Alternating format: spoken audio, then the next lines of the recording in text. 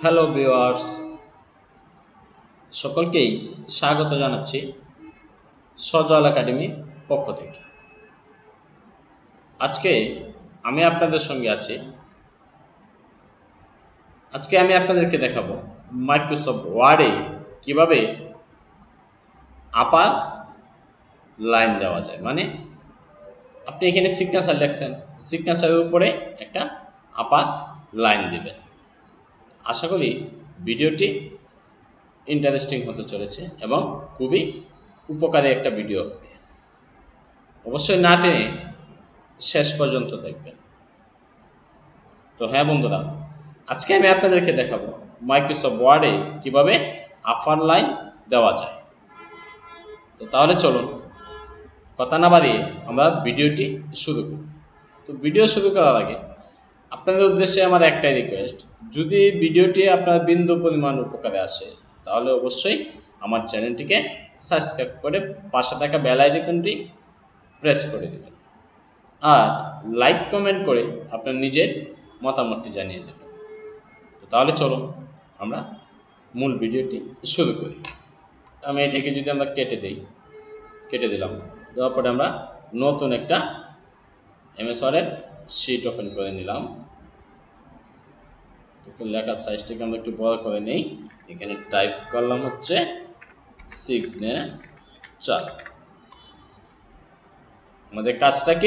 আমাদের কাজটা হচ্ছে এই যে সিগনেচার লেখাটা আমরা লিখেছি এর উপরে আমরা একটা লাইন দিতে চাই।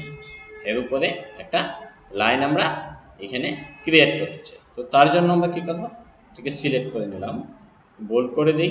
সিলেক্ট করার পরে আমরা সরাসরি চলে যাব ইনসার্ট থেকে এই যে একদম ডান পাশে আসলে দেখবেন লেখা আছে ইকুয়েশন।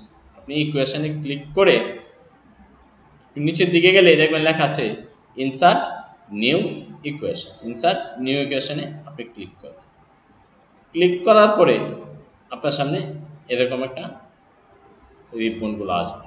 আসার পরে এইখান থেকে এই যে দেখেন লেখা আছে অ্যাসেন্ট, আপনি এই অ্যাসেন্টের উপরে ক্লিক করবেন। ক্লিক করার পরে মাউস ড্র্যাগ করে একটু নিচের দিকে যাবেন, দেখেন ওভারবার্স অ্যান্ড আন্ডারবার্স লেখা আছে। আপনি এখান থেকে এইটাকে সিলেক্ট করে ক্লিক করে দেবেন। বাস দেখুন আপনার সিগনেচারের উপরে একটা লাইন অটোমেটিকলি চলে আসবে। এখন আপনাকে আমি আরও একটা পদ্ধতি দেখাই। এটাকে আমরা কন্ট্রোল বি দ্বারা পেস্ট করে নিলাম, এটাকে বোল্ড করে নিলাম। এখন আপনি এইটার উপরে আপার লাইন দিতে পারেন। এটা হচ্ছে দ্বিতীয় টপিক। আপনার যদি এই প্রোগ্রামটা মনে না থাকে তাহলে আপনি আমার এই দ্বিতীয় টপিকটাও দেখতে পারেন। এর জন্য এখন আর আপনাকে সিলেক্ট করার দরকার নেই। সিলেক্ট না করে সরাসরি ইনসার্টে চলে যাবেন। তো ইনসার্ট থেকে শেপে চলে যাবেন। এখান থেকে এই যে লাইনটা দেখা যায় আপনি এই লাইনটা নেবেন। নেওয়ার পরে কিবোর্ড থেকে শিফট চেপে ধরে আপনি এই যে লাইন দিয়ে দেবেন। লাইনটা মোটা করতে চাইলে আপনি মোটা করতে পারেন, এভাবে লাইন দিতে পারেন। তো বন্ধুরা, আশা করি ভিডিওটি আপনাদের উপকারে আসবে। যদি আপনাদের উপকারে আসে তাহলে আমার কষ্ট সার্থক। তাহলে আজ এই পর্যন্তই। আগামীকাল আবারও দেখা হবে নতুন কোনো ভিডিও নিয়ে। সে পর্যন্ত ভালো থাকবেন, সুস্থ থাকবেন। আল্লাহ হাফেজ।